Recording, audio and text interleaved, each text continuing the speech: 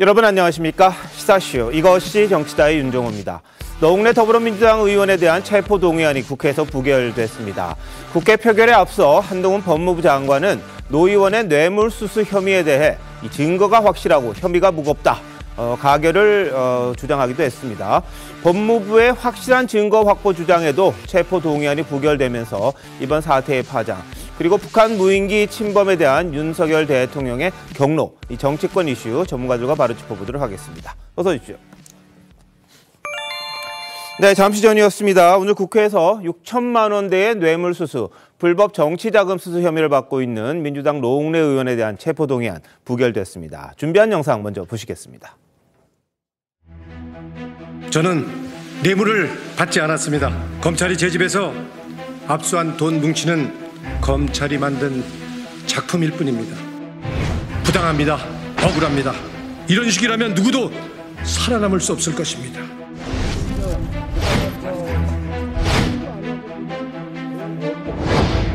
(12월 15일) 국회의원 노웅래 체포동의안이 접수되었습니다.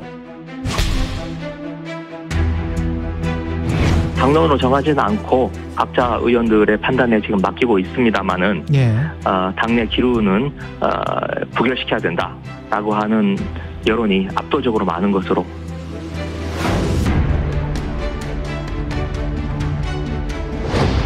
안녕하십니까. 법무부 장관 한동훈입니다. 혹시라도 억울한 일 당하게 하는 것이 아닌가 하는 걱정을 하실 수도 있을 것 같습니다. 그러나 이 사안에서는 노웅래 의원이 청탁을 받고 돈을 받는 현장이 고스란히 녹음되어 있는 녹음 파일이 있습니다.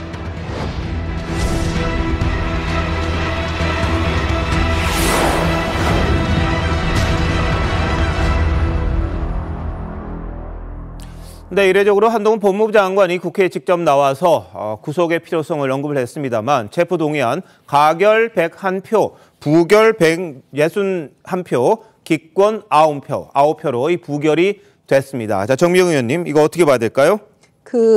예상되는 대로 된 것 같아요. 왜냐하면 지금 많은 분들이 특히 여의도에서는 이런 얘기가 되게 많았는데요. 이 노웅래 의원의 이 건에 대해서 이건 단순히 노웅래 의원 건이 아니다. 노재명이다. 이렇게 얘기를 했거든요. 이제 다가오는 이재명 대표가 소환에 응하지 않을 거라는 건 민주당 의원들이 더 잘 알고 있는 것 같아요. 그렇기 때문에 만약에 소환에 계속 응하지 않을 때 결국 검찰에서는 이재명 대표에 대해서 또 체포 동의서를 국회에 보내야 되는데 그럼 그럴 때 민주당 의원들은 어떻게 할 것이냐. 그럼 이재명 대표 건에 대해서는 부결을 하고 지금 이 노웅래 의원에 대해서 가결을 해주면 이게 진짜 스스로 이재명 대표를 위한 민주당이 방탄했다는 그 증거를 스스로 보이는 거기 때문에요. 결과적으로 뭐냐면 이 컨셉을 이 민주당이 어떻게 잡고 있냐면 무도한 검찰에 의해서 탄압받는 민주당 이런 컨셉이기 때문에요. 노웅래 의원 건도 부결시키고 그다음에 다가오는 혹시라도 이재명 대표에 오는 체포동의서도 부결시키고 이렇게 가려고 한 작전이었기 때문에 작전대로 민주당 의원들이 실행에 옮긴 겁니다. 네, 저 복경 의원님 생각은 어떠세요? 어떻게 그런 작전을 필 수 있겠습니까? 늘 잘 피잖아요. 김의겸 대변인 말씀하신 것처럼 각자의 판단대로 자율투표를 하게 하는데 저는 결정적으로 부결에 영향을 미친 것이 어제 검찰의 무리한 국회에 대한 재압수수색 아니었는가 싶습니다. 그러니까 저도 그 이후로 많은 이제 의원들과 이야기를 나눠봤는데 이거는 좀 해도 너무한 것 아니냐. 국회에 이렇게 망신 주기를 하면서 부결을 시켰을 경우에는 국민 여론이 나쁘게 흘러갈 수밖에 없다라고 노골적으로 압박을 하는데 이건 정말 받아들이기 어렵다. 국회에 대한 무시다. 이런 의견들이 많이 있었었거든요. 그래서 이 사실 여부에 대해서는 구속이든 불구속이든 어쨌든지 간에 재판이 진행될 것이고 그 과정에서 결과가 나올 것이라고 보는데 노웅래 의원 입장에서는 여전히 3억 전체에 대한 불투명성, 의혹 이런 것들을 국민들에게 알리면서 그 가운데서 일부분만 마치 뇌물 또는 불법 정치자금인 것처럼 얘기하는데 그런 증거들이 있었다라고 하면 한 차례 소환 조사를 받았지 않습니까?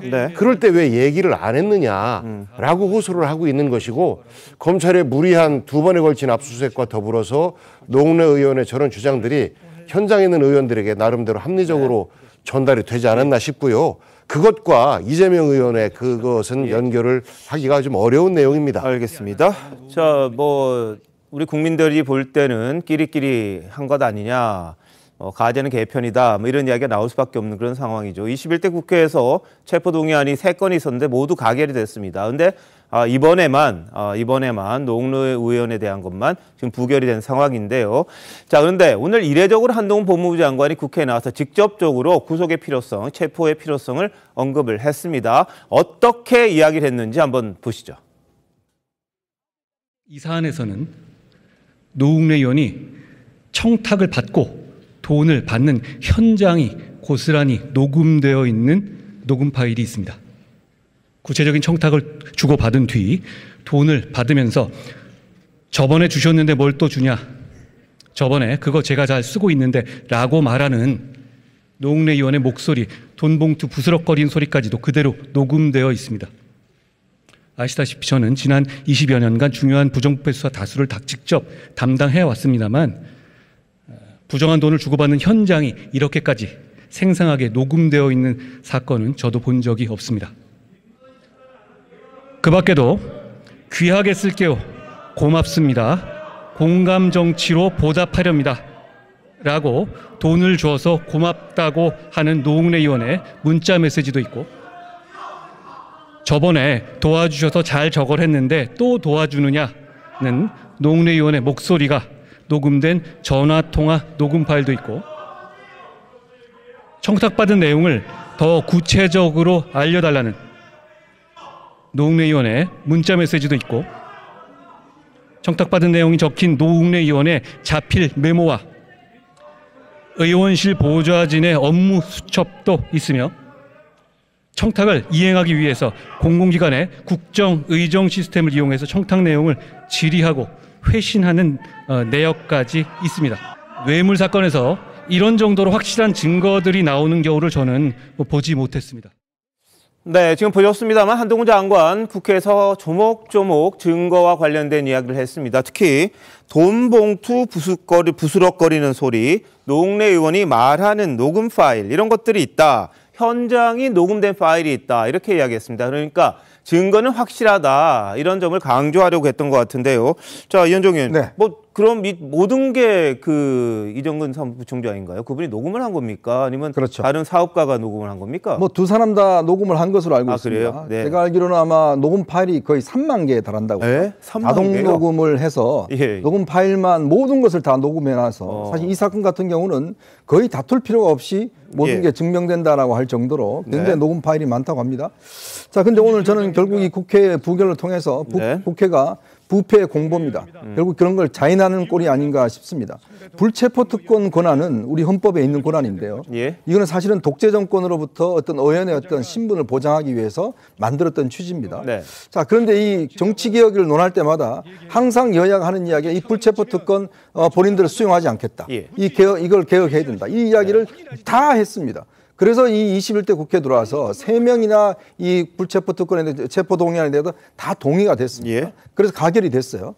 자, 근데 이번만큼 이게 부결이 됐습니다. 더군다나 이례적으로 예전에 이석기 전 의원 구속시킬 때 황교안 장관이 나와서 직접 설명한 적이 있는데요. 이번에도 한동훈 장관이 직접 설명을 했죠. 근데 이 내용을 보면 다른 사건에 비해서 한동훈 장관도 이야기하지만 본인이 그동안 수십 년 수사를 해왔는데 이번 사건만큼 증거가 확실한 사건은 없다라고 이야기할 정도로 여러 가지 녹음 기록들이 상세하게 되어 있습니다. 자, 그럼에도 불구하고 지금 161명, 민주당 의원이 169명입니다. 거의 다 찬성을 했다고 봐야 되겠죠. 왜 이런 의원들이 이런 6천만 원이라는 큰 돈의 뇌물 사건을 부결했을까라는 것은 결국은 이 부패 공범이라는 그런 비난에도 불구하고 지켜야 될 것이 있는 게 아닌가라는 생각이 드는 거죠. 그건 아까 정미경 전 의원이 이야기했듯이 결국 이번 이 체포동의안 부결은 바로 곧 있을 이재명 대표에 대한 어떤 체포동의안 부결을 예고하는 예고편이다. 그렇기 때문에 이번에 가결시키고 다음에 부결시킬 수 없으니까 결국은 이렇게 동의시킨 것인데 저는 묻고 싶습니다. 앞으로 민주당은 정치개혁이란 말을 이제 입 밖에 내서는 안 될 것 같습니다. 항상 정치개혁의 첫 번째가 바로 이 체포동의안 이 자체에 대한 특권을 인정하지 않겠다는 거거든요. 그런데 본인들 스스로 이제는 특권 세력이라는 걸 인정하는 겁니다. 네. 자, 그런 면에서 이 앞으로의 어떤 민주당이 과연 국민들에게 어떤 정치개혁을 이야기를 할지 지켜보겠습니다. 알겠습니다. 161표가 이제 반대를 한 거죠. 체포동의에 대한. 자, 근데 한동훈 장관은 민주당 의원들을 향해서요, 동료 국회의원을 체포 구속할 만큼 무거운 혐의냐, 이런 점에 대해서도 설명을 했습니다. 보시죠. 자기 목소리가 나오는 돈 받는 현장 녹음까지 있는데도 불구하고 수사기관의 조작이라고 거짓 여론전을 펼치고 있습니다. 2022년 대한민국에서는 어떤 공직자라도 직무와 관련된 청탁과 함께 수천만 원을 받고 명확한 증거들이 있음에도 불구하고 수사기관이 조작한 거라고 거짓 음모론을 펴면서 혐의를 부인하는 경우에 거의 예외 없이 구속수사를 받게 됩니다. 대한민국의 다른 모든 국민에게 똑같이 적용되는 이 당연한 기준이 노웅래 국회의원에게만은 적용되지 않아야 할 이유는 저는 찾지 못하겠습니다. 상식적인 국민들 모두 마찬가지일 겁니다. 네, 한동훈 장관은 자기 목소리가 나오는 돈 받는 현장에 녹음까지 있는데 수사기관의 조작이라고 거짓 여론전을 펼치고 있다. 이렇게 노 의원에 대해서 비판을 했습니다. 자, 정미 변호사님 어떻게 보셨어요? 저는 일단 현직 법무부 장관이 특정 정파의 소속 의원의 체포 동의안 가결하는데 본회의에 참석해서 이렇게 피해 사실을 세세하게 구체적으로 적시하는 장관은 본 적이 없습니다. 이 말인 즉슨 상당히 본인 스스로가 정파성을 띠고 체포의 가결의 필요성을 설파를 한 부분인데 적절해 보이진 않습니다. 일단 피의자는 수사 선상에 올랐지 유죄로 확정된 사람이 아닙니다. 피의자에게는 그렇기 때문에 수사 과정에서도 방어권이 보장돼야 되는 겁니다. 그런데 본회의 단상에서 아주 일방적으로 그것도 검찰총장을 개별 사건에 대해서 수사 지휘할 수 있는 법무부 장관으로서 매우 구체적으로 이야기하는 것 대단히 좋지 않은 선례를 남겼다고 보고 이게 정파가 바뀌었을 때 똑같이 행동하실 수 있을 것인지 묻지 않을 수가 없습니다. 네, 저 장희찬 이사님 어떻게 보셨어요? 저는 이재명 대표가 오늘 표결에 참석했는지 안 했는지가 좀 궁금합니다. 안 했을 것 같은데요. 왜냐하면 이재명 대표가 지난 대선 과정에서 국회의원 특권 폐지하겠다. 그중에서도 꼭 집어서 이 불체포 특권 폐지하겠다고 여러 차례 공식적으로 말씀하신 바가 있기 때문입니다. 네. 그럼 이 자리에는 참석하지 않았더라도 민주당의 대표로서 이번 민주당이 주도해서 부결시킨 이 체포 동의안에 대해서 어떤 의견인지 어떤 입장인지 우리 열리라는 기자님들이 꼭 많이 물어봐 주셨으면 좋겠어요. 네. 과거 이제 본인 대장동 사건이나 이 측근들 구속 때처럼 별 말씀 안 하실 것 같긴 한데요.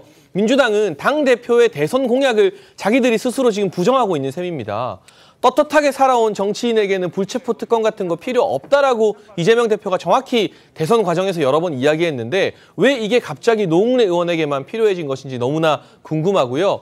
대표적으로 21대 국회에서 국민의힘 소속 정창민 의원 같은 경우도 체포 동의안이 가결되어서 구속이 되었습니다.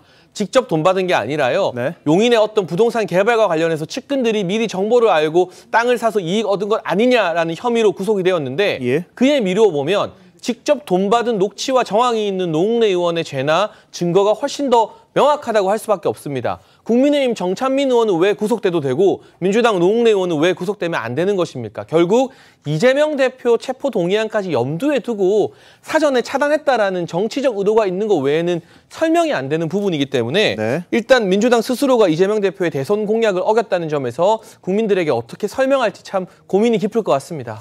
짧게 한 말씀만 드릴게요. 제가 말씀드릴게요. 조금 전에 장유미 변호사께서 이 한동훈 장관이 나와서 굉장히 이례적으로 범죄 사실을 이야기했다라고 하시는데요. 우리 국회법에 법무부 장관은 이 체포동의안에 대해서 국회에 나가서 설명할 의무가 있습니다.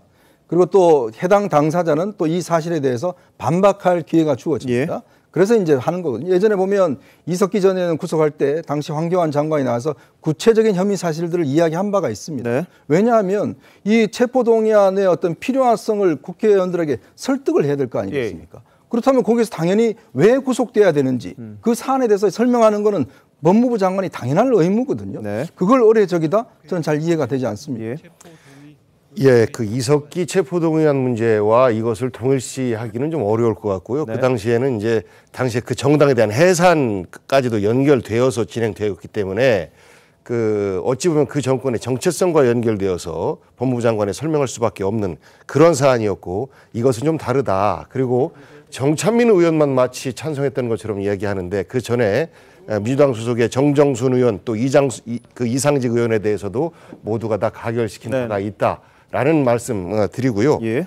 가결이 101표라고 한다면 그 국민의힘 내에서도 과연 모든 의원들이 다 찬성했을까요? 네. 저는 그렇게 보지 않습니다. 전체 보니까 한 29명 정도가 그 불참을 했던 것인데 이렇게 보면 그 부결에 표 던진 161명 모두가 민주당만인가요? 민주당은 그렇게 출석률이 좋습니까? 한번 확인해 보시면 될 것 같아요. 그래서 양당 모두가 다 이런 경우에는 그 당의 입장 없이 의원들의 그 자유투표로 하고 전체적으로 여야를 떠나서 이 상황에 대해서 검찰이 좀 과하다라는 정서가 의원들에게 작동된 것 같은데 알겠습니다. 그럼에도 불구하고 이렇게 그 체포동의안이 제출된 것에 대해서 국회의 힘으로 막는 것 이것이 마치 이제 국회의원에 대한 과도한 특권을 유지해 주는 것처럼 비춰지는 것에 대해서 다소 우려를 하면서 이재명 당시 그 대선 후보가 얘기했던 것은 두 가지였습니다. 하나는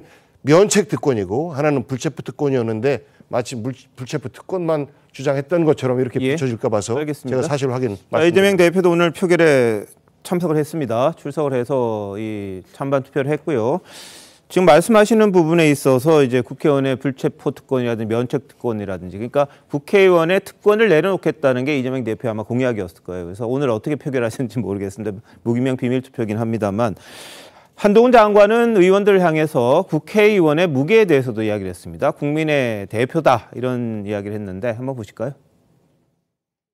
국회의원은 국민을 대표하는 것이고 여러분이 대표하시는 상식적인 국민들 모두 이런 중대 범죄 혐의에 이런 확실한 증거가 있다면 국회의원이라도 당연히 체포되어야 한다고 생각하실 겁니다. 제21대 국회에서 체포동의안은 예외 없이 모두 가결되었습니다. 혐의가 중대하고 증거가 충분하기만 하면 맹목적인 진영론이나 정당의 손익 계산이 아니라 오로지 국민의 상식과 눈높이에 맞는 결정을 하는 것을 대한민국 국회의 새로운 전통으로 만들어가고 있는 것이라고 생각합니다. 대한민국 국민들께서 오늘의 이 결정을 지켜보시고 기억하실 거라고 생각합니다. 네, 민주당 의원들이 굉장히 항의하는 목소리가 좀 섞여서 들어가 있습니다. 그래서 오늘 한동훈 장관의 이 체포 동의안의 이 처리 필요성에 대해 민주당 의원들이 강하게 반발하는 그런 모습도 보셨는데 국민의힘에서는 다 참석했습니까? 빠진 것 같긴 한데. 두 가지를 좀 말씀드리고 싶은데요. 마침 오늘 일정이 있어서 오후 4시 넘어까지 제가 국회에 있다가 왔습니다. 국민의힘 의원실 몇 곳을 방문해서 이야기를 하고 있었는데 그중에 이제 보좌관들이랑 면담을 하니까 국회의원들이 지방 일정이 있는 경우가 많잖아요. 또 최근에는 연말이라서 당원 교육 등이 많은데 그 지방 일정 마치고 굉장히 급하게 차를 타고 여의도 복귀하는 중이라고 하더라고요. 제가 간 의원실마다. 이유가 무엇이냐고 하니 이거 노웅래 의원 체포동의안 가결 제대로 안 하면 민주당에서 국민의힘도 이거 가결 안 시킨 거 아니냐 물타기 할까 봐 국민의힘 의원들 자체적으로 무슨 지방이 일정이 있어도 가능한 국내에 있는 사람은 웬만하면 여의도 와서 다 투표하라고 했다는 거예요. 그래서 제가 직접 지방 일정 마치고 있는 의원들이 열심히 이거 가결하려고 달려오고 있다는 거 현장에서 보고 왔기 때문에 국민의힘은 아마 대부분 참석 의원들이 가결표를 던졌을 것 같고요. 한동훈 장관 말씀 또 앞서 보 의원님 말씀처럼 21대 국회에서 민주당 의원도 또 국민의힘 의원도 문제가 있으면 체포동의안 다 가결해줬습니다. 노웅래 의원이 갑자기 부결된 게 이상하다는 거예요. 근데 그 이유는 이 다음 순서가 이재명 대표의 가능성이 높기 때문이라는 것. 이걸 제외하면 노웅래 의원의 혐의나 증거 등을 미루어 봤을 때 앞에서는 다 가결해줬던 체포동의안을 여기서만 부결시킬 특별한 사정이 하나라도 있는가. 그 부분이 이해가 안 된다는 거죠. 자, 노웅래 의원은 그럼 이 방어권을 어떻게 썼을까요? 한번 보시죠. 한동훈 장관, 증거가 차고도 넘친다고 얘기했는데 그렇게 차고 넘치면 왜 조사 과정에서 묻지도 제시하지도 확인하지도 않았습니까? 아무것도 물어보지 않고 갑자기 녹취가 있다. 뭐가 있다. 이거는 방어권을 완전히 무시하는 거 아닙니까? 이런 걸 어떻게 이 검찰 수사를 믿을 수가 있습니까? 의례적인 인사로 고맙다고 한 게 그게 돈을 받은 겁니까? 제 말을 고의적으로 악질적으로 왜곡시켰습니다. 몰래 두고 간 돈 행정비서가 킥서비스로 보냈습니다. 돌려보냈습니다. 징역까지 있고 돌려받았다는 사람도 있는데 이게 제가 돈을 받은 것처럼 지금 언론 플레이하고 있습니다. 정상적인 수사 아닙니다. 사람 잡는 수사입니다. 혐의 소명도 안 된 검찰 조항만 가지고 체포동의안 통과시켜서는 안 될 것입니다. 누구든 이렇게 엮이면 살아남을 사람이 누가 있겠습니까? 제가 살아온 삶 자체가 부정되지 않도록 지켜주십시오. 간절히 부탁드립니다. 예, 자, 정 의원님 어떻게 들으셨어요? 그 지금 노웅래 의원이 국회에서 하는 지금 저 얘기를 다 믿을 수는 없습니다. 솔직히 말씀드리면 뭐 검찰에 가서 조사받을 때는 뭐 이렇게 얘기 안 했는데 지금 와서 얘기한다? 그런 거 다 믿을 수 없습니다. 분명히 검찰에서 다 물어봤을 거고요. 예? 노웅래 의원은 거기에서 답변을 제대로 못했을 거고요. 그다음에 지금 한동훈 장관이 얘기하고 있는 구체적인 그런 부분들은 이미 노웅래 의원이 제대로 해명하지 않았기 때문에 검찰에서는 범죄 사실로 확인할 만큼 다 확인해서 증거도 갖고 있는 상태에서 지금 얘기하고 있는 거기 때문에 제가 볼 때는 그냥 본인을 위한 변명하고 있는 거다. 예. 그런데 저는 이렇게 생각해요. 국회의원들이 지금 불체포 특권을 이용해서 어떻게 보면 저거 방탄하는 거잖아요. 민주당 스스로 방탄하고 있다는 거는 이제 국민들께서 다 알고 계십니다.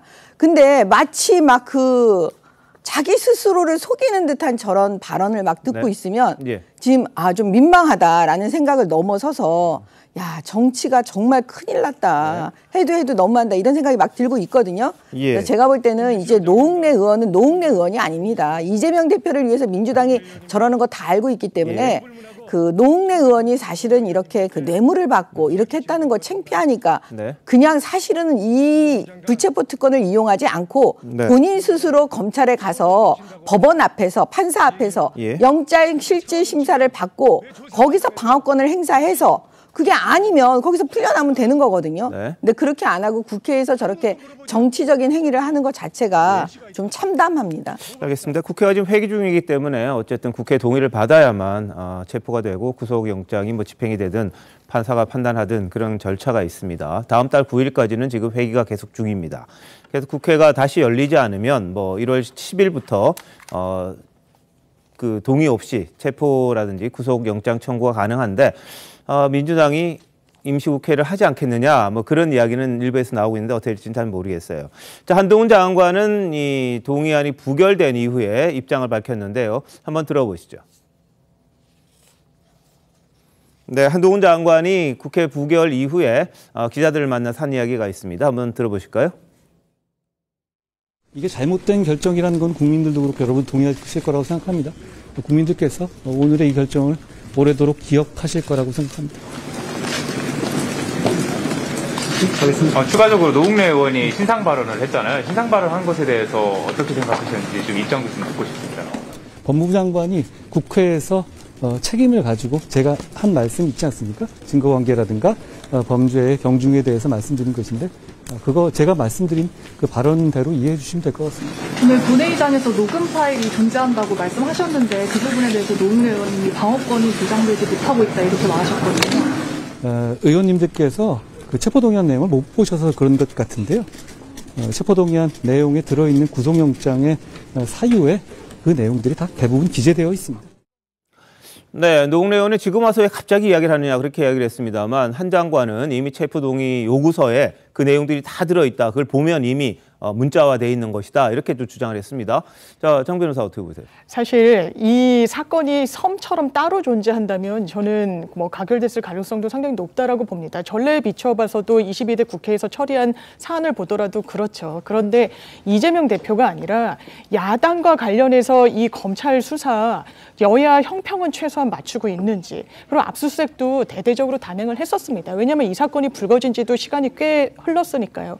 그런데 본회의 표결 선거를 또 하루 앞두고 압수수색을 단행한 부분과 관련해서 노웅래 의원은 이게 보여주기식 아니냐, 뭔가 어떤 정치적 함의를 가진 거 아니냐라고 이야기하고 있습니다. 이 상황 속에서, 이 맥락 속에서 국회의원이라면 헌법기관으로서 회기 중에 검찰이 회관뿐만 아니라 집무실을 이렇게 압수수색을 단행하는 부분과 관련해서 여야를 떠나서 이게 과연 맞는 방향이냐라고 생각할 수 있는 거 아니겠습니까? 더더군다나 출석해서 이야기하실 수 있죠. 그런데 대단히 구체적으로 피의 사실을 언급하는 것은 법무부 장관으로서 부적절하다는 평가에서는 자유로울 수 없을 거라고 생각합니다. 예, 뭐 체포 동의 요구서에 보면 그 내용들이 다 들어있을 거예요. 그럼 뭐 공개되는 거는 뭐 시간 문제인 것 같긴 한데요. 한동훈 장관 입장에서는 혐의 사실이 확실하고 또 이 범죄의 이 내용이 중하다. 그래서 구속의 필요성을 언급을 했습니다만 민주당 의원 대부분은 아마 부결시킨 것 같고요. 정의당은 가결시키는 쪽으로 당론을 모았었습니다. 그럼에도 불구하고 노웅래 의원에 대한 국회에서의 체포동의안은 오늘 부결이 됐습니다. 국민들의 판단이 또 평가가 어떨지 한번 지켜봐야겠습니다. 자, 이런 가운데 검찰이 한동훈 장관을 스토킹하고 자택에 무단 침입한 혐의로 고발된 유튜브 매체 더 탐사 강진구 대표에 대해서 구속영장을 청구했습니다. 앞서 한동훈 장관은 더 탐사가 과거 정치 깡패 역할을 하는 것 같다, 이렇게 날을 세운 적이 있었는데요. 한번 들어보시죠. 더 탐사 같은 데가 김의겸 같은 주류 정치인과 협업하거나 그 뒷배를 믿고 과거의 정치 깡패들이 하던 역할을 하는 것 같습니다. 청담동 술자리 거짓 선동이라든가 법무부 장관 차량의 불법 미행, 그리고 법무부 장관 자택의 주거 침입, 이런 것들은 주류 정치인들이 직접 나서서 하기 어려운 불법들이죠. 이걸 그대로 두면 우리 국민 누구라도 언제든지 똑같이 이렇게 당할 수 있다는 무법천지가 되는 건데요. 그렇다면 너무 끔찍한 얘기 같습니다.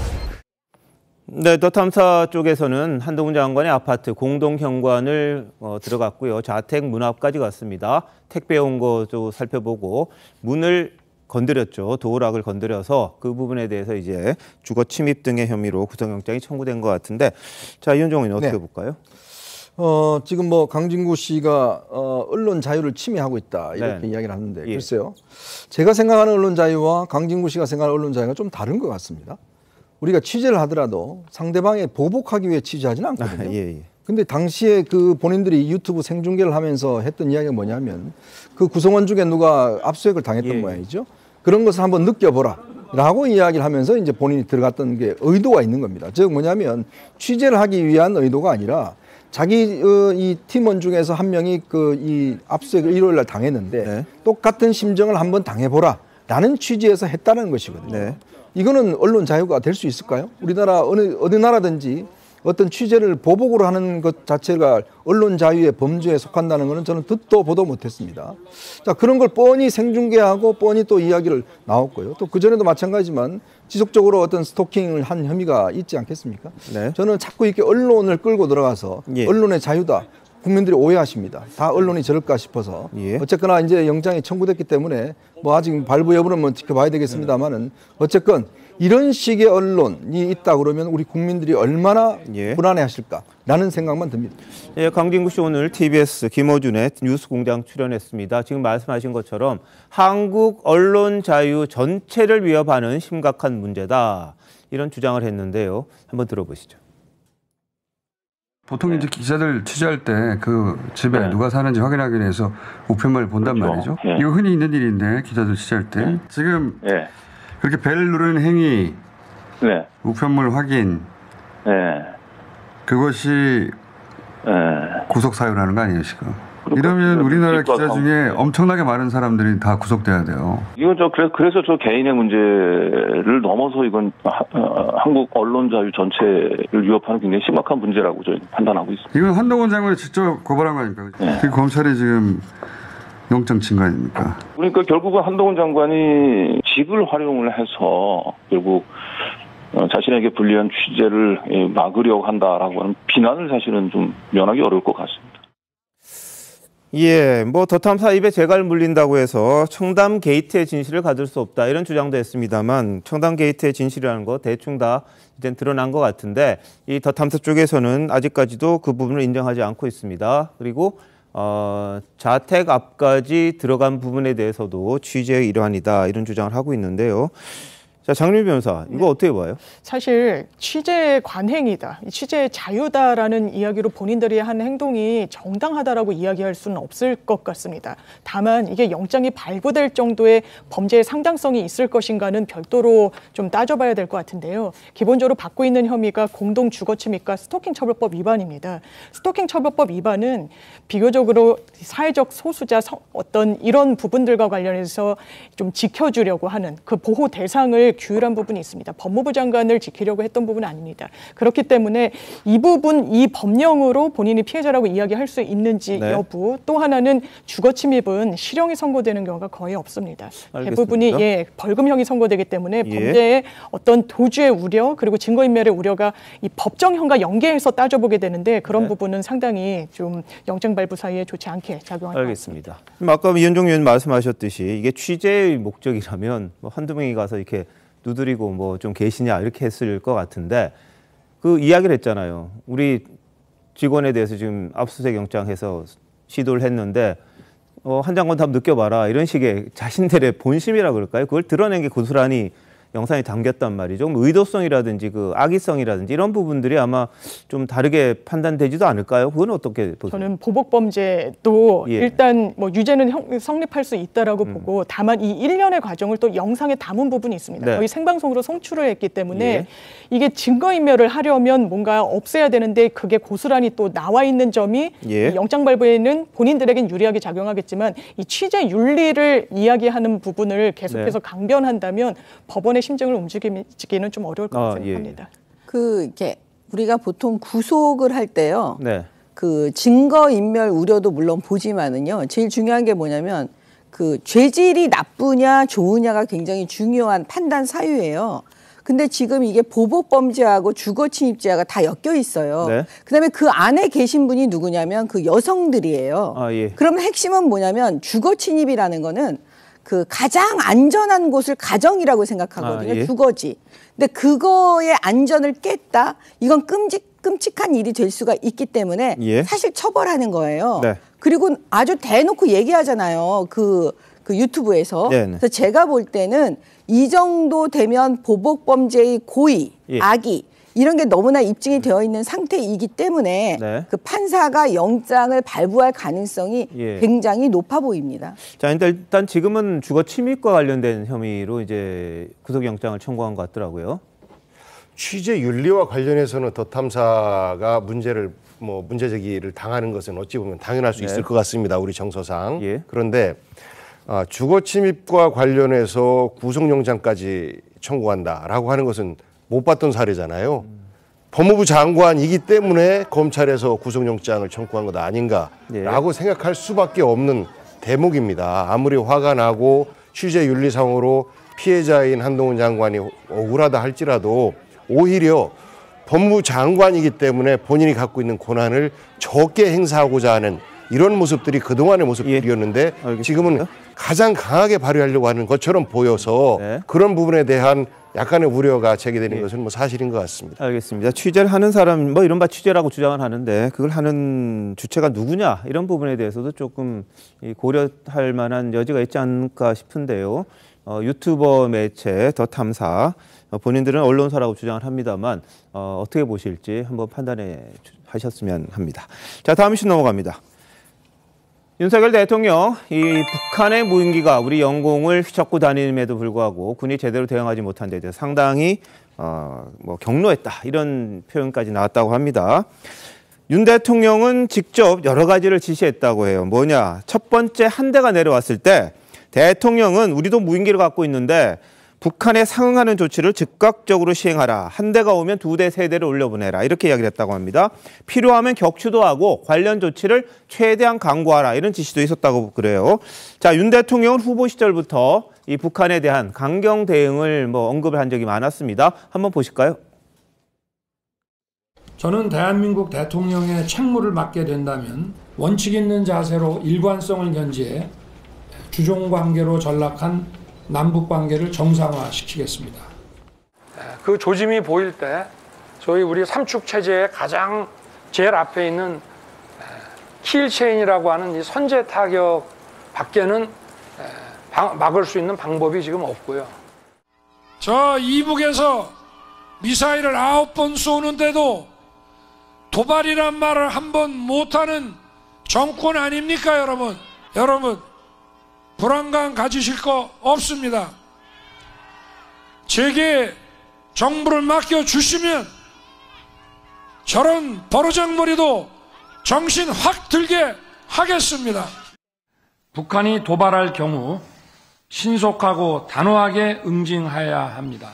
안보는 결코 타협할 수 없다는 의지를 단호하게 보여주어야 합니다.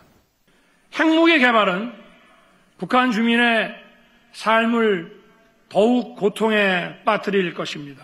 북한이 핵무기 사용을 기도한다면 한미 동맹과 우리 군의 결연하고 압도적인 대응에 직면하게 될 것입니다.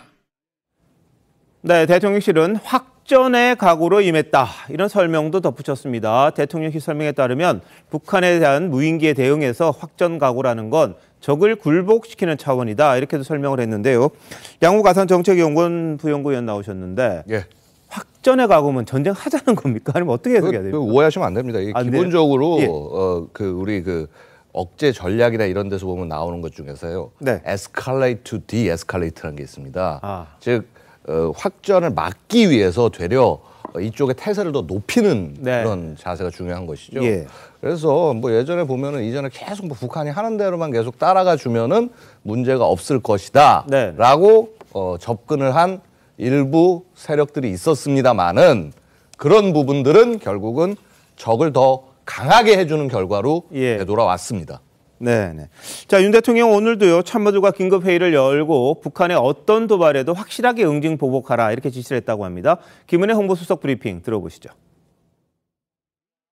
윤 대통령은 북한의 어떤 도발에도 확실하게 응징 보복하라. 그것이 도발을 억제할 수 있는 가장 강력한 수단이라고 말했습니다. 또한 북한에 핵이 있다 해서 두려워하거나 주저해선 안 될 것이라고 대통령은 강조했습니다. 예, 북한의 어떤 도발에도 확실하게 응징 보복하라. 그게 도발을 억제하는 가장 강력한 수단이다. 북한에 핵이 있다고 해서 두려워하지 마라. 이렇게 또 이야기를 했습니다. 자, 이건 어떻게 해석해야 돼요? 왜 이번에 무인기 왔을 때 실제 제대로 못한 게 북한 핵을 의식한 게 아니야? 이런 이야기 좀 일부에서 나왔어요. 그렇죠. 두 가지 사례를 제가 이야기를 들어보겠습니다. 예전에 북한이 개성공단 사무실을 폭파를 했을 때 그때 우리는 말로만 강력한 규탄을 했습니다. 그 뒤에 북한은 아무런 이 부분에 대한 해명이나 사과가 없었죠. 예전에 박근혜 정부 시절에 목함지뢰 사건이 있었습니다. 그때 있을 때 우리가 박근혜 전 대통령이 이 문제에 대해서 강력한 조치를 하면서 확성기 방송을 재개하겠다 이런 입장을 밝혔어요. 그랬더니 북한이 처음으로 사과를 했습니다. 자, 이런 두 사과제 있듯이 이번도 마찬가지입니다. 예를 들어 우리가 사인 간의 어떤 싸움을 할 때도 상대방이 한 대 때리는데 가만히 있으면 그 다음엔 두 대 때리겠죠. 또 가만히 있으면 한 세 대를 때리지 않겠습니까? 내가 애들어서 상응하는 조치를 취할 경우에 상대방은 그것이 두려워서 대응을 하지 못할 겁니다. 바로 이제 윤석열 대통령이 이야기한 게 바로 그런 취지죠. 지금 그동안 지난 5년 동안 북한이 어떠한 식으로 하든지 이 9.19 군사합의라는 것 때문에 사실 우리가 대응을 못했습니다. 자, 근데 이번에는 북한이 군사합의를 전면적으로 깼지 않습니까? 자, 깼는데 우리가 가만히 있다? 그럼 북한은 다음에 또 깰 겁니다. 또 가만히 있다? 그럼 아예 다 깨겠죠. 자, 그렇기 때문에 우리 군이 그동안 5년 동안 사실 여기에 익숙해져 온 측면이 있죠. 북한이 오더라도 그냥 이것이 혹시나 문제가 될까 싶어서 쏠까 말까 대응하지 않는 측면이 있는 거 아니겠습니까? 자, 그래서 이제 윤 대통령이 이야기한 게 북한이 핵을 가지고 있다 하더라도 그런 마음으로 강력히 대응하라는 이야기예요. 왜냐? 초기에 넘어올 때 그걸 쏴버렸으면 그때는 격추시킬 수 있었는데 이게 넘어와서 우리 민간 지역으로 내려오면 쏘기가 어렵습니다. 일반 국민들 피해가 되기 때문에 결국 그래서 그냥 다 돌아간 거 아니겠습니까?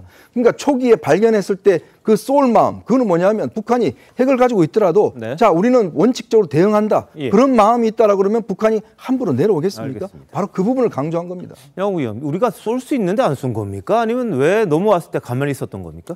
뭐 가만히 있었다기보다는요. 사실 이게 좀 한 가지 이해하셔야 될 게요. 북한이 아주 틈새를 잘 노렸습니다. 아, 그런가요? 왜냐하면 이 지금 무인기를 무력화하는 시스템들이 굉장히 여러 종류가 있습니다. 국내도 이미 도입이 돼 있고요. 자, 예를 들어서 북한이 대형 무슨 이제 중대형 이상의 자폭 무인기를 갖고 만약에 공격 들어온다, 그거 곧바로 격추시킬 수 있습니다. 사이즈도 그렇고 탐지하고 격추하고 하는데 그거 아주 최적화돼 있고, 자 그 다음에 이제 예를 들어서 아주 그 민수용 드론, 쿼드 콥터라고 그래서 왜 이렇게 보면 막 프로펠러 여러 개 달린 게 있으니까 그런 거에 대해서도 사실 요격할 수 있는 능력이 있습니다. 근데 북한이 이번에 보낸 것이 좀 약간 그런 것과는 성격이 다르게 작긴 한데 좀 어중간한 사이즈의 그런가요? 예, 속도도 상대적으로 쿼드콥터보다는 빠르고 그다음에 대신에 덩치가 조금 있어 보이긴 하지만은 그럼에도 불구하고 기존의 체계로 요격하기 되게 좋지 않은 그래서 결국 뭐냐면은 저게 굉장히 독특한 위협인데 저 부분을 준비하지 못한 것은 맞습니다. 그러니까 탐지까지는 했는데 그다음에 저거를 대응한다고 그래서 사실 이스라엘제 SSR이라는 시스템 9개를 서울 시내에 배치를 해놨는데 그래서 걔가 탐지를 했는데 거기 원래 이제 해킹을 그러니까 예를 들어서 이제 전파 방해를 하면서 전자전을 거는 시스템이 있는데 그게 제대로 작동을 안 한 거죠. 그렇군요. 자, 그러니까 탐지해서 격추까지 시켰으면 좋았을 텐데 그걸 제대로 못했다는 그런 지적이 있었던 거잖아요. 근데 오늘 국방위에서는요, 야당이 이종석 국방부 장관을 향해서 대통령의 확전 각오에 대한 뜻을 직접 물어봤습니다. 한번 보시죠. 확전을 각오하고 무인기를 올려보내라. 대통령께서 그렇게 지시하셨는데 이거는 확전이라는 사실은 엄청난 이야기입니다. 그런데 그 전역에 뭐 했습니까? 송년회 했습니다. 전쟁을 각오하고 무인기를 위로 보내라고 했는데 한가하게 송년을 해요? 정상적인 자세라면은 대통령께서 전투복 입고 벙커에서 이 상황을 지켜보면서 어떻게 돌아가는지 보고 있어야 이게 상식에 맞는 얘기 아니겠습니까? 대통령께서 만찬하신 그 시점은 실질적으로 상황이 다 종료되고 정리가 된 시점으로 이해하시면 좋을 것 같고 저희들이 뭐 확전 각오하면서 공세적으로 무인기를 운영하는 그 부분은 물론 당연히 그런 각오로 했던 것은 사실이고 그러나 우리의 안전, 여기 가능성 충분히 검토를 한 후에 했습니다. 네, 확전 의지라는 게 뭐 전쟁을 하겠다는 게 아니라 전쟁이 일어나지 않도록 도발을 억제하도록 하는 각오로 대비해야 된다. 그런 뜻이라고 또 설명하긴 했습니다. 그런데 윤 대통령이 이 무인기가 왔다 간 날 저녁에 만찬한 게 이제 대비를 제대로 안 한 것 아니냐. NSC는 또 왜 안 했느냐. 뭐 이런 지적이 야권에서는 이렇습니다. 보 의원님 어떻게 보십니까? 확전이라고 하는 것은 무인기 도발에 대해서 우리는 더 확대시킬 거고 이것으로 인한 여러 충돌이 생긴다 하더라도 충돌을 피하지 않겠다. 이런 것들이 확전 아니겠습니까? 결국 전쟁이 이제 그렇게 연결이 되는 건데 확전 각오가 마치 그 전쟁을 뭐 전쟁이 아닌 또 확전이 아닌 그냥 의지의 표현 정도다라고 하는 것은 말장난처럼 느껴지고요. 확전을 각오하고 북에 무인기를 보냈으면 저는 그날은 정말 비상체제로 청와대뿐만 아니라 모든 군이 그렇게 있어야 되고 우리 국민들도 그것에 대한 준비를 하고 있어야 되겠죠. 그런데 확전 각오했다고 하고 송년회 한다라고 하는 것은 말로만 확전 각오 그리고 우리 국민들에게 남북 간의 이런 위험한 상황에 대해서 말로만 일종의 그 안보의 위험에 대해서 선동하고 본인은 편안하게 송년회 하는 이런 모습으로 비춰질 수가 있습니다. 그리고 이러한 과정에서 보면 전임 정권 또 평화를 지향했던 김대중 노무현 정부까지도 모두가 다 비판을 받고 있는데 문재인 정권 그랬습니다. 평화를 지키는 것은 힘이다 라는 기본으로 해서 그 다음에 이제 평화 프로세스를 진행했던 것이지 그 억제할 수 있는 힘을 포기했던 것이 아니지 않습니까? 우리가 K9 자주포 체코 수출하고 하는 것들 그것이 뭐 6개월 만에 윤석열 정부의 공입니까? 아니지 않습니까? 그런 것들을 모두가 다 폄훼하고 이런 북한의 도발까지도 마치 그 평화 프로세스의 잘못인 것처럼 하는 것 저는 이것 자체가 국민을 갈라치기 하고 잘못한 부분에 대해서 국민들을 어쨌든지 간에 정치에 유리하게 선동하기 위한 것 아닌가라고 전달될 수 있기 때문에 좀 우려를 합니다. 뭐 대통령실은 NSC 소집할 상황도 아니었고 이미 대통령 지시 상황을 국가안보실장이 수행하고 있었던 상황이다. 여러 차례 지시도 있었다 이렇게 얘기를 합니다. 그리고 실질적으로 군단급 무인 정찰기 송골매 2대를 군사분계선 북한 이북 쪽으로 보냈던 것도 사실입니다. 북한 도발에 대한 원점 타격까지 준비했다. 이런 이야기가 있었는데요. 양욱 의원 이건 어떻게 봐야 될까요? 일단요, NSC는 쇼하는 장소가 아니거든요. 예. 그러니까 뭐 예를 들어서 내가 회의를 했다라고 해서 하면서 실제 작전을 방해하는 것이 아니라 네. 실제 작전하는 부대들에게 최대한 자율권을 주고 그다음에 긴박하게 움직일 수 있도록 해주는 것이 적절한 지휘 통제라고 말씀을 드릴 수가 있습니다. 네. 자, 그다음에 북한으로 무인기를 보낸 부분들, 저는 이 부분에 대해서 적절하기도 했지만은 그거보다 더 강한 우리가 대응을 좀 준비했어야 되는 거 아닌가 하는 안타까움은 있습니다. 예를 들어서 이런 것이죠. 북한이 한 행동이 어떤 행동이냐면요. 이게 군사적으로 무슨 엄청나게 미사일을 쏘고 뭐하고 하는 게 아니라 대한민국 국민들을 상대로 협박을 한 겁니다. 나는 언제나 너희 머리 위로 무인기를 날려서 너희를 괴롭힐 수 있고 언제는 너희를 공격할 수 있다라고 하는 국민을 상대로 한 협박 행동에 대한 거라면 우리도 똑같이 북한의 중심에 영향을 미칠 수 있게 해야 된다는 거죠. 사실 이런 것을 인지전이라고 하는데요. 바로 뭐냐 하면은 국민이 정부를 못 믿게 만들고 그야말로 이렇게 어떤 국가 내부에 여러 가지 안 좋은 어떤 그런 충돌이 있게 만들어 놓는 것이 북한의 근본적인 목적이라고 말씀을 드릴 수가 있습니다. 그래서 바로 그렇다고 한다면 우리도 북한에 대해서 인지전을 해야죠. 예를 들어서 대북 전단이라든가 대북 방송 재개 같은 것들을 통해서 똑같이 아픔을 주어야 그칠 수 있다라고 하는 그런 판단에 의해서 예를 들어서 이제 대응을 한 것 같은데 사실은 저는 무인기 보낸 것만으로는 약했다라고 생각을 합니다. 네. 자, 윤 대통령은 그제 북한 무인기 침투에 대한 우리 군의 대응과 관련해서 격노했다. 이렇게 지금 알려져 있습니다. 자, 북한 무인기 도발과 관련한 합참 브리핑 일단 들어보시고요. 윤 대통령의 지시사항 또 이어서 한번 보시겠습니다. 민간 피해가 우려되는 지역이 있었고 또 그 외 지역은 또 소실되기도 하고 그래서 실제적으로 작전을 펼치는데 어려움이 있었다고 말씀드리겠습니다. 우리 군은 이를 탐지 추적하였으나 격추시키지 못하였다는 점에 송구하게 생각합니다. 우리에게 실질적 위협이 되는 적 공격형 무연기는 우리 탐지 타격 자산으로 대응이 가능하나 정찰형 소형 무연기는 3m급 이하의 작은 크기로 현재 우리 군의 탐지 타격 능력으로는 격추에 어려움이 있었습니다. 결과적으로 군의 대비태세가 부족했던 점으로 인해 국민 여러분께 많은 심려를 끼쳐드렸습니다. 네, 윤석열 대통령은요, 상당히 격노했다. 왜? 우리가 좀 더 잘 대응할 수 있었을 텐데 왜 안 됐느냐. 기강이 해이하고 혹시 훈련이 대단히 부족했던 게 아니냐. 이런 부분에 대해서 강하게 질책하고 분발을 주문했다는 겁니다. 그리고 드론 부대 창설을 지시했었죠. 한번 보시죠.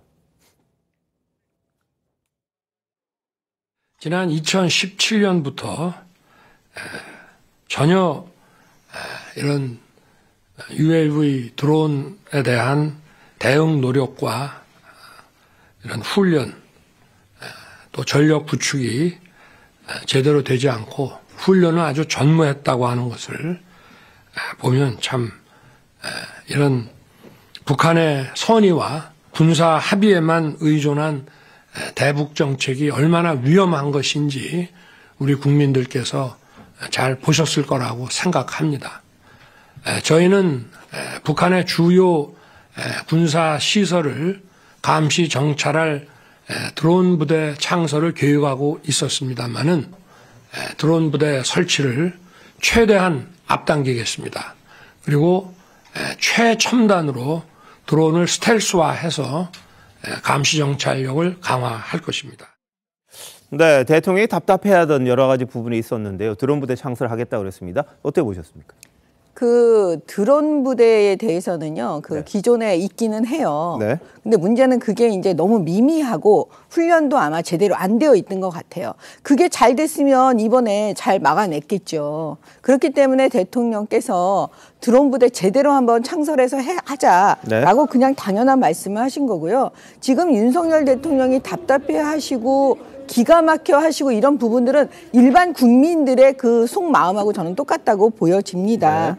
그러면 사실 지난 5년 동안 문재인 정권에서 무엇을 했나라고 보지 않을 수가 없어요. 살펴보지 않을 수가 없어요.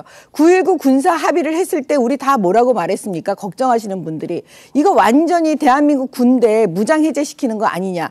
예를 들면요. 지피를 다 없앴습니다. 11곳을. 그때 당시에 합의에 따라서. 네. 그랬을 때 다 많은 분들이 걱정했어요. 그 당시에 그 지피 한 군데가 어디였냐면 없어진 것 중에 하나가 2014년 무인기가 왔을 때 발견했던 지피예요. 그 지피조차 아예 없애버렸어요. 그게 문재인 정권 때예요.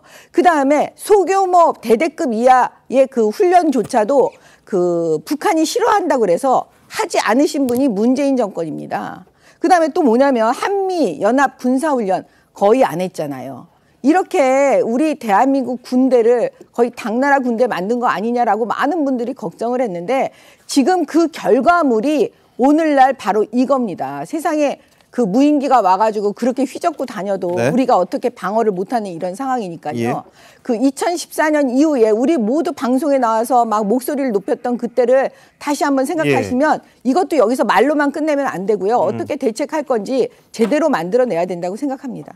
예, 근데 윤 대통령의 이제 드론 부대 창설 발언, 민주당에서는 엉뚱한 얘기한다 이렇게 비판하고 있는데 일단 한번 들어보실까요? 윤석열 대통령이 북한 무인기 영공 침범에 대해서 드론 부대를 창설할 것을 앞당기겠다 이런 코미디 발언을 했습니다. 2018년 9월 28일자 기사를 잠깐 읽어보겠습니다. 육군은 용인에 있는 제3야전군 사령부의 드론봇 전투단이 이하로 창설 편성되었다라고 기사가 돼 있는데요. 군 통수권자가 무슨 부대가 있는지도 모르고 이미 창설된 드론 부대 창설을 앞당긴다니 뭘 어떻게 앞당긴다는 말입니까? 뒷땅 때리는 얘기 그만하십시오. 무식하면 용감하다는 말이 있습니다. 알지도 못하면서 아는 체 하지 말고 제발 술 마실 시간에 공부하십시오. 네, 정청래 최고위원 술 마실 시간에 공부하라 이렇게까지 이야기를 했는데요. 자, 어떻게 보셨습니까? 드론 부대가 이미 돼 있고 네. 각 그 지상부 그 전략사령부 네. 요 단위로 해서 이미 창설이 돼 있고 훈련도 꾸준히 하고 있고 네. 하지만 우리 국방부 대변인 얘기한 것처럼 그 정찰용 드론에 대해서는 아직까지 그 제대로 요격 또는 관찰할 수 있는 이런 부분들이 좀 부족하다라고 인정을 한 것 같아요. 그러면 드론 부대를 하나의 부대로 따로 독립시켜서 더 정형화시켜 나가겠다라는 말이 마치 하나도 없었던 것처럼 이야기하는 것, 이것 또한 대통령이 나서서 전 정권 탓을 하고 있는 거나 마찬가지입니다. 네. 훈련이 한 번도 안 돼 있다라고 하는 것에 대해서 그럼 각 그 지상부 사령부에서 훈련들을 하고 그 운영을 했을 텐데 네. 그분들이 다 부정당하고 있는 것 아니겠습니까? 네. 그래서 저는 대통령은 저런 부분에 대한 전체적인 조망을 하는 가운데서 말씀을 하셔야 되는데 예. 마치 한쪽의 편에서 일방적으로 누구에게 탓을 돌리고 이런 말씀하시는 것은 대통령다운 말씀이 아니신 것 같아요. 네. 그러니까 지금 있는 모든 문제가 지난 5년 동안 문재인 정권의 잘못이다라고 하면 말씀하시긴 편하죠. 예. 하지만 저는 그것은 네. 결국 반복일 뿐이고 이태원 참사 때 그랬잖아요. 매뉴얼이 없었다고. 하지만 매뉴얼이 있었습니다. 그리고 이번 그 무인기 그 도발과 관련해서도 분명히 준비가 돼 있고 할 수 있는 영역이 있었습니다. 네. 그런 부분에 대해서 제대로 시스템이 가동이 안 됐다라고 하면 그런 부분에서 현재 운영 책임자로서의 책임을 통감하는 것. 네. 저는 이것이 먼저라고 생각하는데 그에 앞서서 먼저 전 정부 탓만 예. 대통령이 나서서 하고 있으니까 예. 국민들이 볼 때는 좀 답답하지 않을까 싶습니다. 알겠습니다. 양국 의원은 어떻게 보세요? 저는 뭐 이거 당연히 이 얘기 나올 수밖에 없었다. 이거 드론봇 전투선 얘기 나올 때부터요. 저도 네. 굉장히 많이 지적한 건데요. 예? 제발 하는 척만 하지 말고 실제 해라. 실제 제대로 부대를 만들어라고 뭐 제가 사실 군에서 회의하면서도 얘기를 굉장히 그런가요? 많이 했습니다. 드론봇 부대하고 드론 부대하고 다른 그러니까 왜냐면 드론봇 전투탄이라고 만들었는데 저기 나와 있는 시스템들도 지금 예. 실제 작전에 쓸 수 있는 것들이 아니라 민수용이나 이런 것들을 갖다 와서 개념을 연구하고 실제 어떻게 하는지 창설을 준비하자라는 수준이었고 예. 그것을 대대적으로 마치 실제 부대가 존재하고 작전하는 듯이 계속적으로 홍보를 해왔는데 네. 이건 문제다. 실제 능력을 갖춰라 라고 계속 얘기를 했던 것이고요. 네. 자, 이런 것 없이 계속 쇼만 하는 거죠. 계속 이렇게. 전 정권에서 정말 잘했던 게 이렇게 쇼만 하는 거였는데 자, 그것을 쇼한 걸 가지고 끌고 와서 야, 우리 다 잘 만들었는데 제대로 안 하고 있다? 굉장히 후한무치한 얘기죠. 그리고 무슨 뭐 대통령한테 뭐 술을 마시지 말라. 이거 저런 저는 말도 안 되는 저런 걸 좀 보고 있으면 굉장히 답답할 뿐입니다. 책임감을 본인들이 먼저 느끼시기 바랍니다. 알겠습니다. 뭐 지난 정권에서 그냥 이 구색 맞추기 정도 했다는 말씀이신데 이제 제대로 된 걸 만들겠다 이게 지금 아마 이 군의 입장인 것 같습니다. 자, 그런데 이재명 민주당 대표는 윤 대통령을 향해 안방 여포다 이런 말을 했습니다. 여기에 대해서 윤상현 국민의힘 의원은 오히려 방구석 여포다 이렇게 이재명 대표를 비판하기도 했는데요. 자, 이재명 대표 이야기 한번 들어보시죠. 무인기가 이제 휴전선을 넘어서 서울 인근까지 무려 5대가 7시간이나 지금 비행을 하다가 격추하지도 못하고 다 되돌아간 것 같습니다.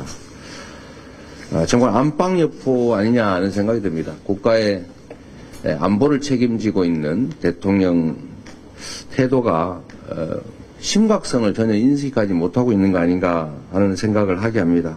우리 국방안보 태세가 매우 부실하고 또 기민하지 못하고 매우 무능하다라는 점을 보여주었는데 대우각성하기를 촉구합니다.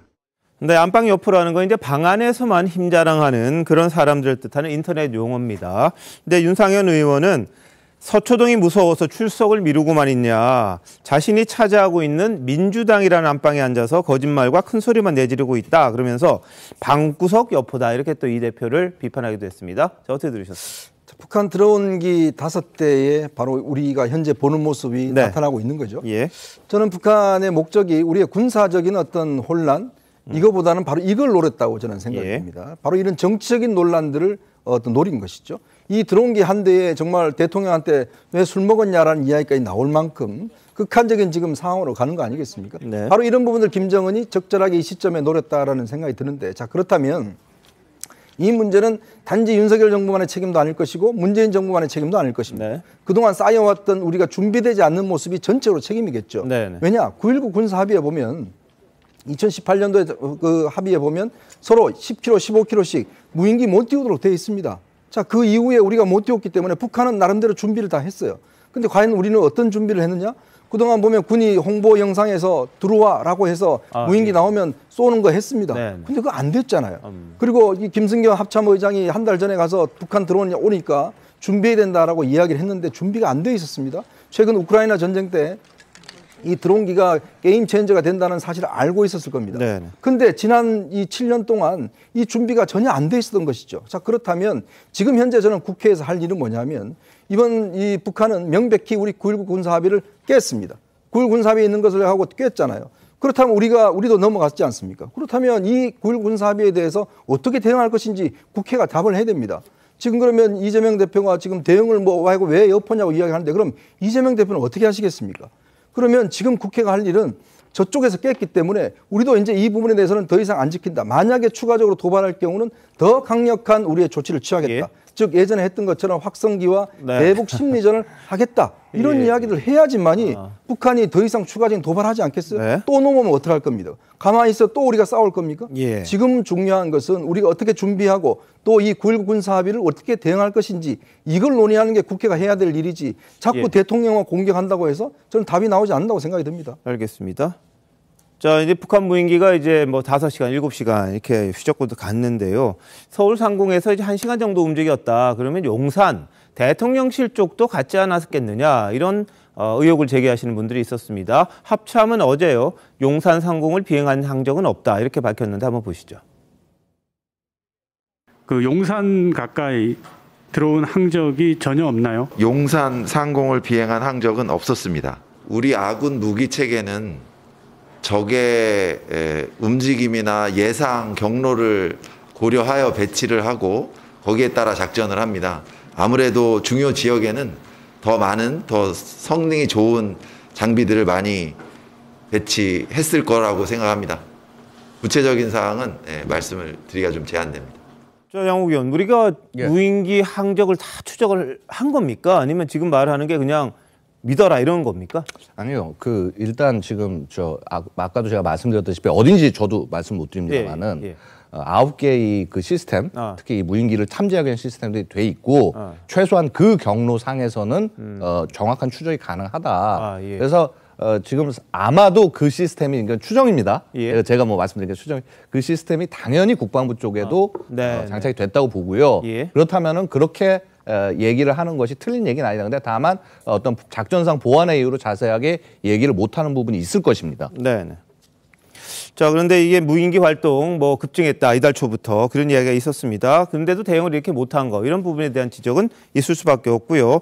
오늘 새벽에는 서부 전방 지역에서 정체 미상 항적이 포착돼서 공군이 출동했는데 실제 상황은 아니었던 걸로 주민들만 상당히 놀라는 그런 일이 있었습니다. 이게 군이 이런 식이 돼서 되겠느냐, 이런 지적이 나올 수밖에 없는 그런 상황이에요. 복 의원님, 어떻게 해야 될까요? 그러니까 도둑 맞고 나서 울타리라도 고치면 다행인데 지금 과연 고치고 있는 중인지 모르겠습니다. 국민들의 걱정이 있는 거 아니겠습니까? 실제적인 도발이 2014년 이후로 7년 만에 이루어졌고 이것에 대해서 우리도 또 그 북한에 대응을 했던 것이기 때문에 전쟁의 위험이 우리에게 가까이 다가오고 있구나라는 것을 느낄 것이라고 생각합니다. 그런데 북에서 남한에 대한 이간책으로 이런 그 뭐 전술을 쓸 수 있겠다라는 생각을 하지만 거기에 넘어가서는 안 되죠.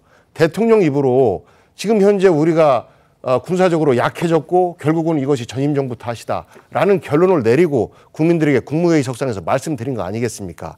이것이 결국은 우리 국론을 분열시키는 것이고 이것에 대해서 전임 정권을 책임지고 있었던 정치 세력들의 입장에서는 대통령 발언의 부적절성에 대해서 지적할 수밖에 없는 것이죠. 아까 말씀드렸던 것처럼 현재 우리가 있는 매뉴얼도 제대로 활용을 못하고 있는 것은 아닌가라는 걱정을 하고 있는 것이고 그래서 국민들에게 마치 전쟁을 좋아하는 모습, 싸움을 좋아하는 모습을 보이는 것이 지금 당장은 유리하게 보일지 모르겠습니다만 궁극적으로 대한민국의 미래 안전을 위해서 어떻게 하는 것이 대통령으로서 올바른 대응이고 올바른 모습인가라는 것을 한번 돌아봤으면 좋겠습니다. 자, 양 의원님이 혹시 우리가 대비해야 될 거 아니면 뭐 좀 고쳐야 될 거 이런 거 사실 이번에요 우리가 격추하려면 격추할 수도 있습니다. 어떻게 하면 되냐면요 비행 전부 금지시키고 대공포 사격하면 충분히 격추시킬 수 있습니다. 그런데 그렇게 되면 만에 하나 민간의 피해가 생길까 봐 그렇게 하지 않은 것이고요.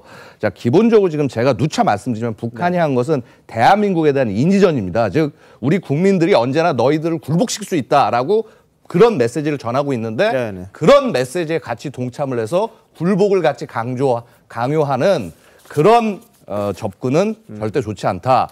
우리가 먼저 해야 될 것은 사실 정치권 여야 할 것 없이 제일 먼저 나서야 될 것은요. 북한에 대한 경고부터 먼저 하고 시작하는 것이 맞다. 그것조차 하지 않는 이들에게 발언의 자격은 없다라고 말씀드리겠습니다. 알겠습니다.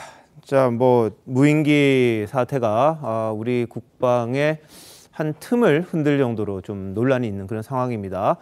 국방에는 뭐 여야가 없는 거고요. 우리나라 지키는데 많은 분들이 또 노력하고 있는 거니까 잘못된 점 고쳐서 다음에는 그런 일이 없어야지 않겠나 싶습니다. 자, 다음 말씀만 더 드리면 오늘 국회 본회의를 했잖아요. 상임위도 했습니다. 그렇다면 최소한 국방이나 상임위 그 본회의 차원에서 대북 규탄 결의안 정도는 나와야 되는 거 아닌가요? 이렇게 직접적으로 우리가 침범을 당했는데 국회는 이 문제에 대해서 아무런 규탄을 하고 있지 않다는 게 우리 국민들 입장에서 보면 이게 지금 국회가 그러면 국민의 대표기관인 국회가 최소한 그런 규탄 결의안마저도 최소한 상임위에서라도 그런 규탄 결의안 채택해서 다시 한 번만 더 그러면 우리가 가만히 안 있겠다. 이런 경고라도 해야 되는 게 가장 기본인 것으로 저는 생각합니다. 알겠습니다. 국회가 할 일 많이 해야겠네요. 자, 다음 이슈 넘어갑니다. 이태원 참사 당시 닥터카 탑승 논란으로 고발당한 신현영 더불어민주당 의원에 대한 경찰 수사 본격화하고 있습니다. 서울경찰청 반부패 공공범죄수사대는 지난 26일에 이 명지병원 권역응급의료센터장을 참고인 신분으로 소환해서 조사한 걸로 확인이 됐습니다. 자, 신 의원은 중앙응급의료센터에서 호출을 받아 디맷이라는 재난응급의료팀원으로 갔다 이렇게 이야기를 했었지만 참고인 신분 조사를 받은 센터장은 협업한 사실이 없다 이렇게 이야기했다고 합니다. 먼저 신 의원 말 한번 들어보시죠. 중앙응급의료센터에서 호출을 받아서 디맷이라는 재난응급의료팀원으로 갔습니다. 그 연락이 의원님한테서 온 거예요? 제가 자발적으로 간 거죠. 나라도 가서 보태야 되겠다 힘을. 같이 의료진으로 가겠다. 자, 의료센터에서 호출을 받아서 디맷 팀원으로 갔다 이야기를 했습니다만 이 당사자인 명지병원에서는 그런 적 없다, 협업한 적 없다 이렇게 얘기를 합니다. 현장에만 내려주고 각자 할 일을 하러 갔다 이렇게 이야기했어요. 보고서에 신 의원 이름 없었고요. 이 신 의원은 KBS 인터뷰에서 저는 경증 비응급 환자 이송 담당했다 그랬다가 나중에 저희 팀이라고 이렇게 수정을 요청해서 고친 적이 있었습니다. 그리고 남편이 같이 탈지에 대해서도 전혀 디메 팀은 모르고 있었습니다. 집 앞에 도착해서야 남편까지 나오니까 이거 뭐 안 태울 수도 없고 그래서 겨우 데려갔다 이런 이야기를 한 겁니다. 그리고 왜 간 사람 보고 안 했느냐 그랬더니 디메팀 명지병원 측은 디메팀이 아닌 인원을 보고해야 할 의무는 없다 이렇게 또 이야기를 했어요. 자, 장희찬 이사장 이거 어떻게 봐야 되겠습니까? 신현영 의원 한 사람 때문에 명지병원 디메팀도 참 곤란해할 것 같은데요. 제가 이 인터뷰를 쭉 보니까 디메팀, 그러니까 응급의료 차가 출동할 때 이렇게 누구 자택에 한번 들러서 경로를 꺾은 게 전례가 없는 일이라고 합니다. 역사상 딱 한 번 있었는데 그게 바로 이번 사태에서 신현영 의원 자택을 들린 것이고요. 거기에 남편이 나온다는 말도 사전에 알리지 않았는데 국회의원이 누구랑 같이 있는데 이 병원 응급팀 입장에서는 그거 갖고 실랑이할 수도 없고 국회의원 남편이라고 하니까 어쩔 수 없이 태웠다는 거죠. 그리고 참 이 나쁜 거짓말이 어떻게 참사를 이용해서 자기 업적을 부풀릴 생각을 했는지 모르겠습니다만 겨우 15분 있다가 사진 찍고 장관차 타서 차가는 오지도 못하게 응급의료센터로 갔으면서 본인이 KBS 인터뷰에서 분명히 저는 경증 비응급 환자 이송 등을 담당했습니다. 한 명이라도 이송했는지 신영원 의원이 지금이라도 좀 밝혔으면 좋겠습니다.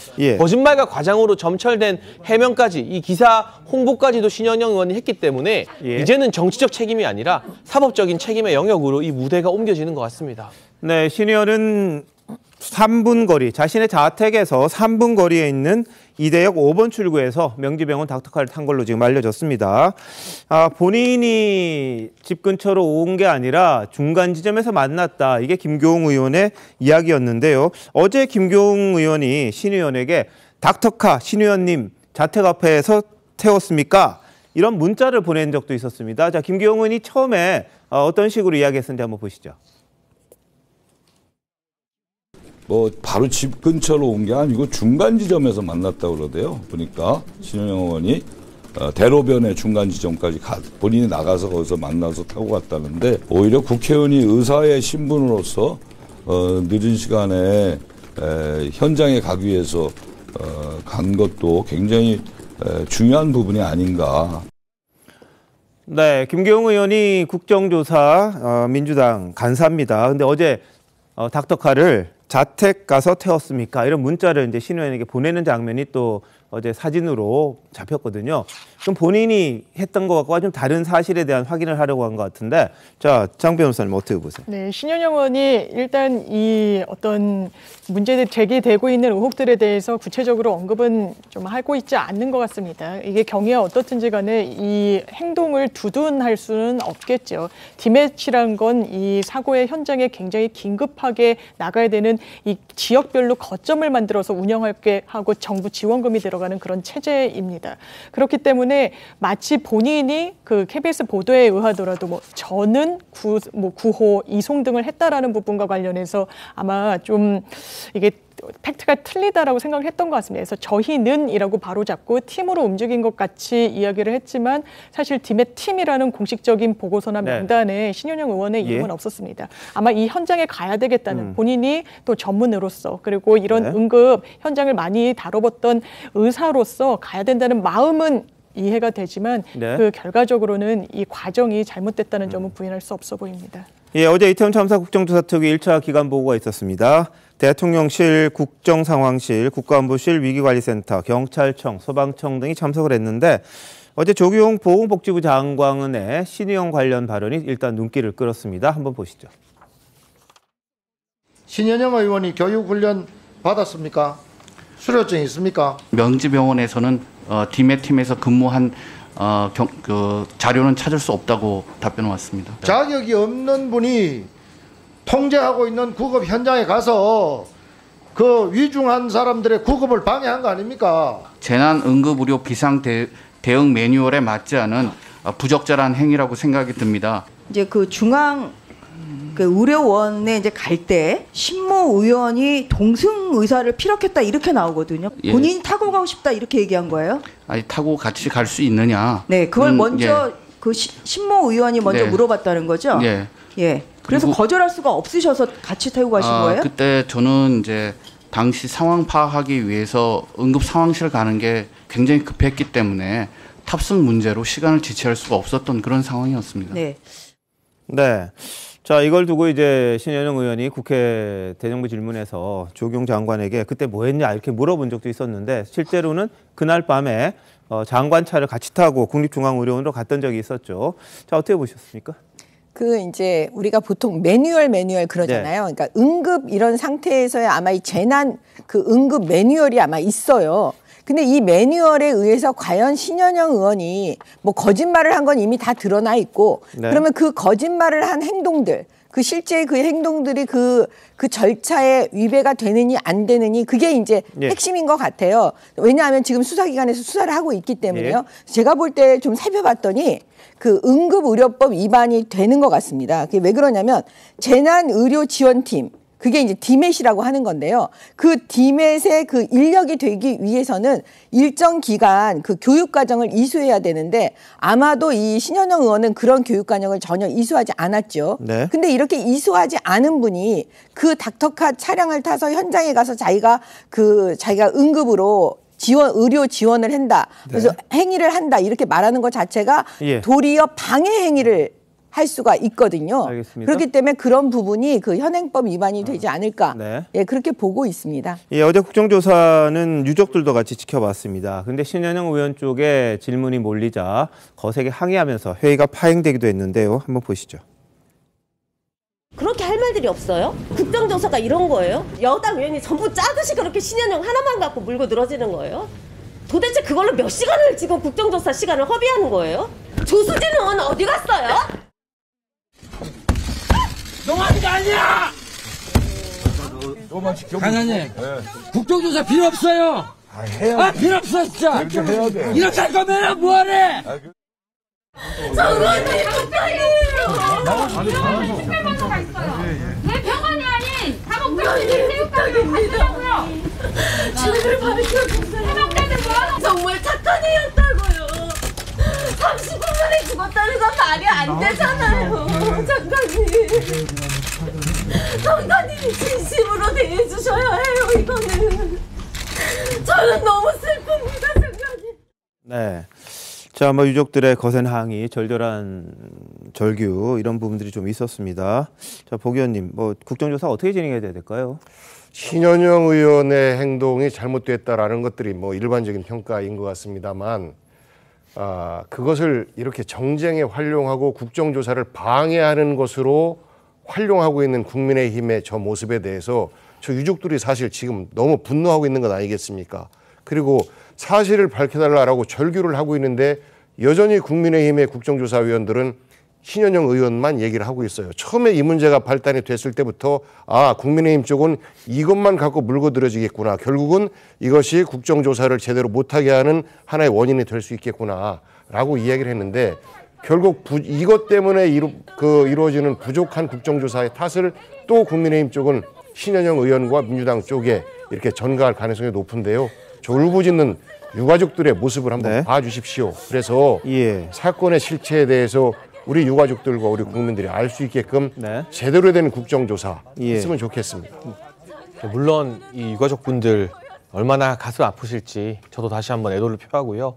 다만 그럼에도 불구하고 신현영 의원 사태 역시나 이태원 참사 국정조사에서 간과해서는 안 되는 중요한 부분입니다. 이 사고가 안전에 대한 매뉴얼이 제대로 갖춰지지 않은 상황, 그리고 그 매뉴얼을 지키지 않은 것 때문에 일어났다면 재발 방지를 위해서 아무리 좋은 매뉴얼을 만들어도 국회의원이나 권력자가 이걸 지키지 않고 어겨버리면 본질적인 재발 방지가 안 되는 것이거든요. 응급의료라는 아주 중요한 사안에서 국회의원이 본인의 권력을 이용해서 매뉴얼을 어겼기 때문에 여기에 대해서 따지고 묻고 이런 일이 일어나지 않도록 이 제도를 만드는 건 역시 국회와 국조특위가 해야 될 일이다라는 거 유족분들께도 다시 한번 양해를 구하고 싶고요. 특수본에서 영장을 청구해서 이임재 용산서장을 비롯해서 현직 구청장으로는 아주 이례적으로 용산 박희영 구청장도 구속이 되었습니다. 현직 선출직 구청장이 구속된 사례가 참 드문데 그런 식으로 또 이 국조뿐만이 아니라 특수본에서도 수사가 같이 진행되고 있기 때문에 특수본의 수사나 이 구속 이후의 상황 등을 조금 더 지켜봐 달라는 말씀도 드리고 싶습니다. 알겠습니다. 국정조사가 무의미한 정쟁으로 번져서는 안 될 거고요. 유의미한 결과가 나오도록 다 노력해야 할 것 같습니다. 잠시만요. 대한민국 이슈의 중심, 시사쇼 이것이 정치다. 여기까지입니다. 내일 다시 찾아뵙겠습니다. 고맙습니다.